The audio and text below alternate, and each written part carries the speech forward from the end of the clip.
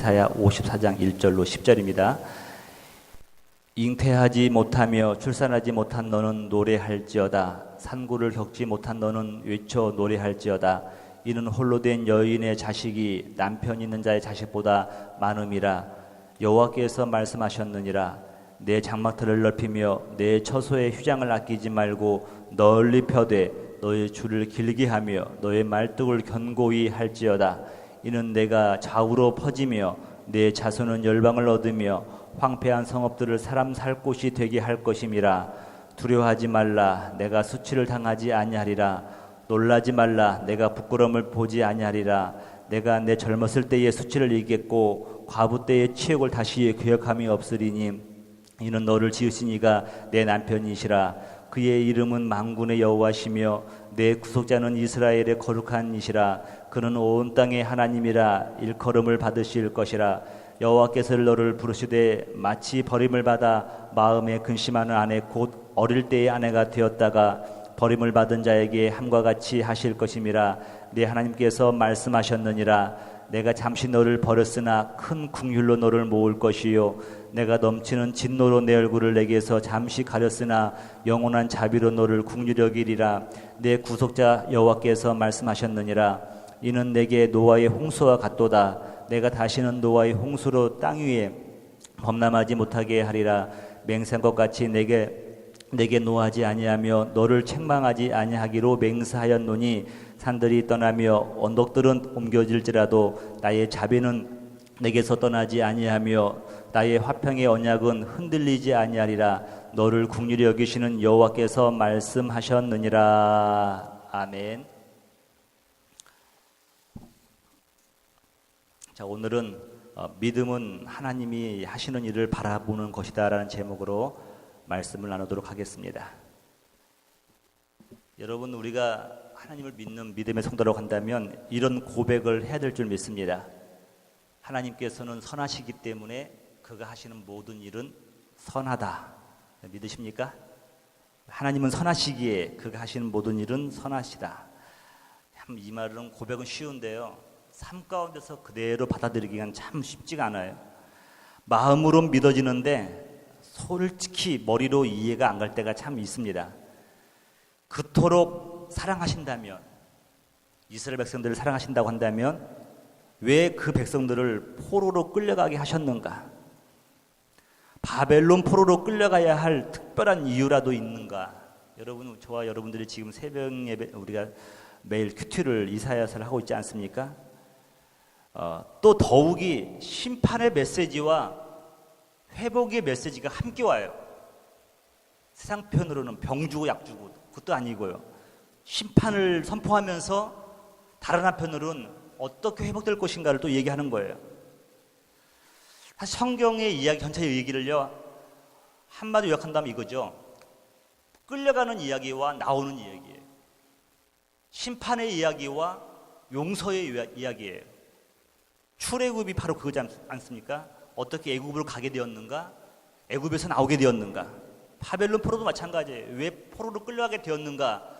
어떻게 회복될 것인가? 이 말씀 보면서요, 오늘날 성도의 삶 역시 이것과 큰 차이가 없다는 것을 우리가 알 수가 있습니다. 우리 삶을 보면요, 고난도 있고 환난도 있고 또 그리고 하나님의 위로가 같이 오는 거예요. 이것이 바로 반복되는 거예요. 근데 분명한 한 가지는 뭐냐면요, 하나님께서 이렇게 하신다고 한다면 그럴 만한 분명한 이유가 있다는 것입니다. 우리는 이해할 수 없지만 하나님이 그렇게 인도하신다면 그럴 만한 분명한 이유가 있다는 거예요. 고고학자들이 저기 고대 근동 지역을 이렇게 발굴하다 보니까요, 재미있는 사실 하나를 발견하게 되었어요. 그 바벨론 포로전에 그 성전터를 이렇게 발굴했는데 2개의 제단이 있다는 것입니다. 2개의 제단. 여러분, 성전에는 제단이 하나 있는 것인데요, 2개가 제단이 있다는 거예요. 근데 이것이 정설로 받아들여지고 있죠. 하나는 여호와 하나님께 드리는 제단이고요, 다른 하나는 세상의 풍요로움을 얻기 위해서 동시에 바알을 위해서 드리던 제단이었다고 합니다. 여러분, 우리 생각해보면 참으로 한심하지 않습니까? 근데 여러분, 이 모습이 오늘 우리의 모습이에요. 하나님의 은혜를 구하면서도 여전히 세상의 풍요로움에 젖어 있는 이중적인 모습이요. 여러분, 우리가 알게 모르게요, 세상의 편리함에 익숙해져 있어요.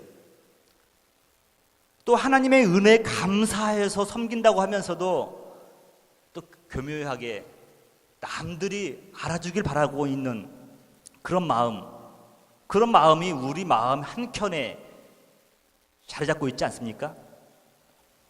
왜 하나님께서 우리에게 바벨론의 포로의 참혹함을 경험하게 해야 되는 것인가? 그 이유를 우리는 우리 자신을 보면요, 발견할 수가 있는 거예요. 그래서 우리는 포로로 끌려갈 수밖에 없는 이유라는 것입니다. 다행스러운 건 뭐냐면요, 이 바벨론 포로로 끌려갔다 돌아오는 사람들이요, 여호와 신앙이 회복되어 돌아온다는 것이에요. 바벨론 포로가 돌아온 이후에 성벽이 재건됩니다. 성전이 또 재건되는 거예요. 그래서 깨달을 수 있는 한 가지는 이거예요.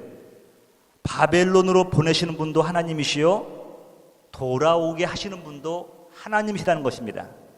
그래서 여러분, 이 회복이라는 단어는요, 아무나 쓸 수 있는 단어가 아니에요. 처절하게 무너짐을 경험한 사람, 인생의 밑바닥까지 가본 사람만이 고백할 수 있는 것이 뭐냐면, 하나님이 나를 회복시키셨다, 이런 고백을 할 수가 있는 것입니다.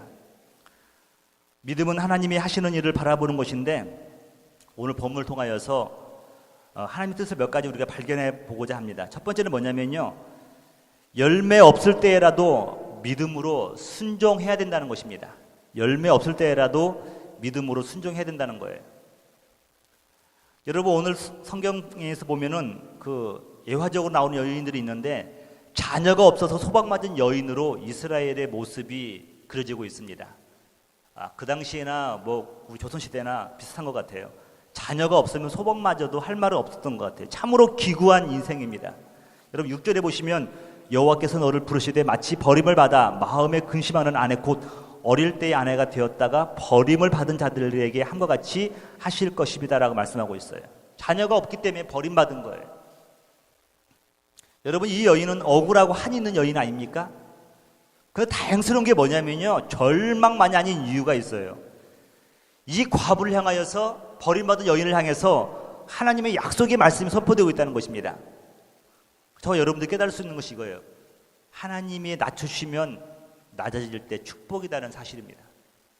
그런데 하나님 없이도 잘 나가는 인생 있잖아요. 궁극적으로는 저주 아닙니까?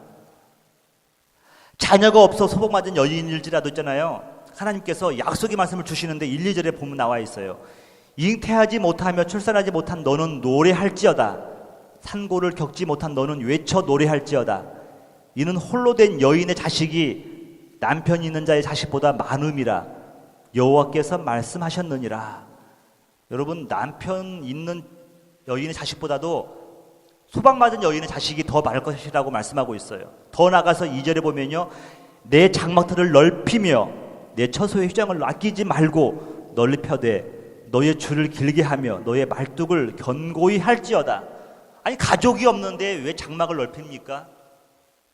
그런데 믿음은 하나님께서 하시겠다고 하는 것이니까요, 장막들을 넓히되 휘장을 아끼지 말고 널리 펴라고 말씀하고 있어요. 이 말씀을 잘 묵상해 보면요, 이런 거예요, 여러분. 말하는 화자의 의지가 담겨 있는 겁니다. 항상 기뻐하라, 쉬지 말고 기도하라, 범사에 감사하라. 여러분, 어찌 우리가 그럴 수가 있겠습니까? 근데 그 말씀의 그 뉘앙스를 보면요, 내가 너에게 기뻐할 일을 주겠다는 거예요. 그게 기뻐하라는 거예요. 감사할 조건을 주겠다는 거예요. 감사하라는 거예요. 응답해 줄 테니까 기도하라는 거예요. 마찬가지로 이런 뜻이죠. 장막터를 넓히며 내 채소의 휘장을 아끼지 말고 널리 펴라. 말하는 화자가 뭐냐면 내가 채우겠다는 거예요. 하나님께서 채우시겠다는 것이에요. 여러분, 1차적으로는 육적인 자녀들이 많아질 것을 예언합니다. 바벨론 포로를 통하여서 얼마나 많은 사람들이 귀환합니까? 더 나아가서는 영적으로는요, 예수 그리스도를 통하여서 열방 가운데서 수많이 일어날 영적인 자녀들, 하나님의 자녀들을 상징하고 있는 거예요. 여러분, 3절 한번 보실래요? 이는 내가 좌우로 퍼지며 내 자손은 열방을 얻으며 황폐한 성읍들을 사람 살 곳이 되게 할 것임이라 라고 말씀하고 있어요. 복음의 불모지에 복음의 사람이 들어가면요, 그 땅이 변화되지 않습니까? 오늘 영적으로야 오히려 예수 그리스도를 통하여서 어떻게 이 땅이 회복될 것인가를 하나님께서는 보여주고 계시는 거예요. 철저히 하나님 하신다는 뉘앙스가 특히 깔려 있습니다. 여러분, 이 말씀은 예수 그리스도를 인하여 그의 죽음과 부활을 통하여서 믿는 자들이 많은 일이 일어나기를 통하여서 이 말씀이 응답되었습니다. 여러분, 예수 그리스도가 이루실 그 나라 실제를 여러분 오늘 경험하고 있습니까? 여러분, 믿음이란 머리로 이해가는 것이 아닙니다. 믿어지는 거예요. 하나님의 존재를 믿기에 그가 하실 모든 일들을 믿는 겁니다. 여러분, 오늘 말씀처럼요, 다시 한번 여러분, 열매가 없을 때라도 믿음으로 순종하는 여러분 되시기를 주님의 이름으로 축복합니다. 두 번째로는요, 나를 지으시고 부르신 이가 바로 여호와 하나님이시라는 거예요.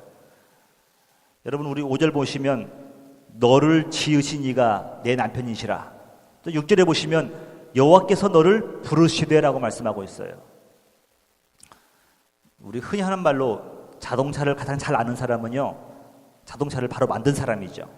이렇듯 인간을 가장 잘 아시는 분은 바로 창조주 하나님이십니다. 마찬가지로 나를 가장 잘 아시는 분은요, 나를 이 땅에 보내신 여호와 하나님이셔요. 나의 연약함과 나의 한계가 무엇인가를 아셔요.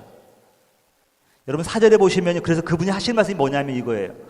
두려워하지 말라. 내가 수치를 당하지 아니하리라. 놀라지 말라. 내가 부끄러움을 보지 아니하리라. 내가 내 젊었을 때의 수치를 잊겠고 과부 때의 치욕을 다시 기억함이 없으리니라고 말씀하고 있어요. 다른 사람이 말해도 이 말씀, 이런 말을 들으면 여러분 약간의 위로가 되지 않겠습니까? 그런데 우리를 지으시고 창조하시고 우리를 땅에 보내신 여호와 하나님께서 이렇게 약속하시는 거예요. 두려워하지 말라는 거예요. 내가 널 다시는 수치를 당하지 않겠다고 말씀하고 계십니다. 여러분, 왜 그런지 아십니까, 여러분? 바로 예수 그리스도가 나 대신 모든 수치를 당했다는 것이에요. 내가 당해야 될 수치를, 창피함을, 모욕을 예수 그리스도께서 이미 당하셨다는 것이에요. 그래서 여러분, 하나님이 저와 여러분을 부르시는 그 순간, 그 음성을 듣는 순간 우리는 회복의 역사가 시작되는 것이에요. 우리는 할 수 없는데 예수 그리스도께서 우리를 위해서 다 당하셨다는 것이죠. 그래서 여러분, 그것을 믿는 자들에게 해야 될 일이 뭐냐면요, 믿음으로 인내해야 된다는 것입니다. 여러분, 7절에 보시면 내가 잠시 너를 버렸으나 그랬어요. 여러분, 잠시라고는 단어가 나오지 않습니까? 잠시니까 견딜 수가 있는 거예요. 만약 이것이 여러분 길어봤자, 잠시인데 길어봤자 한평생 아닙니까? 우리 영혼에 비춰볼 때요, 이 일생은요 한 점에 불과할 거예요. 한 점도 안 되죠. 근데 여러분, 잠시 너를 버렸으나 짧은 시간이에요. 견딜 수 있는 시간을 말하고 있는 거죠. 다시 곧 큰 국률로 너를 모을 것이라고 우리 하나님은 약속하고 계십니다. 여러분, 인내한 자의 축복이 뭐냐면 8절에 보니까 국률이 여김을 받는다라고 말씀하고 있어요. 국률이 여김을 받는다. 여러분, 결국에는 뭡니까? 예수 그리스도께서 다시 오셔서 이제 심판의 주로 오셨을 때 그의 의로 말미암아서 우리는 예수 그리스도의 보혈의 능력으로 의롭다함을 입었고요, 우리는 끝에 가서는 결국 의의 승리를 가지게 될 것입니다. 끊고 참는 자가 끝내는 의의 승리를 얻을 수가 있는 거예요. 하나님의 공의로 승리한다는 것이죠. 17절 한번 보시겠습니까? 너를 치려고 제조된 모든 연장이 쓸모가 없을 것이라. 일어나 너를 대적하여 송사하는 모든 혀는 내게 정죄를 당하리니 이는 여호와의 종들의 기업이요 이는 그들이 내게서 얻은 공인이라. 여호와의 말씀이니라. 여러분, 마지막 날이요, 마지막 날 하나님의 공의만 남을 겁니다. 하나님의 공의가 남을 건데요, 불신앙자들, 죄인들에게는요 날벼락이에요. 날벼락이에요. 지금은 기고만장하죠. 지금은 마치 자기들이 다 주인인 것처럼 보여지죠. 마지막 심판의 주가 오셨을 때 하나님의 공의가 드러나는 순간요, 죄인들에게는 날벼락이고요, 믿음의 자녀들에게는 그 하나님의 공의가 영생과 구원을 가져다 준다는 거예요. 수많은 사람들이 여러분 우리 기독교인들을 향해서 질타하지 않습니까? 때로는 겸허하게 들을 내용들도 있어요. 마지막 순간이 되면요, 그들은 우리들의 입술 통하여서 또 정죄함을 받을 것이라고 17절에 나와 있지 않습니까? 하나님의 영원한 자비하심은요, 예수 그리스도를 통해서 드러났어요. 여러분, 그가 우리를 대신하여 포로로 끌려가시고 대신 매 맞으면서 죽임을 당했다는 것입니다. 이보다 더 확실한 하나님의 자비하심이 어디에 드러나겠습니까? 이보다 더 큰 하나님의 자비하심은 없어요. 예수 그리스도의 십자가 사건을 통하여서 드러나신 하나님의 그 크신 사랑, 더 큰 사랑이 어디 있단 말입니까? 저에게 한번 말씀해 보십시오. 사랑하는 성도 여러분, 말씀 마치시면서 부디 이 세상의 즐거움보다 하나님을 더 즐거워하는 여러분 되시기를 주님의 이름으로 축원합니다.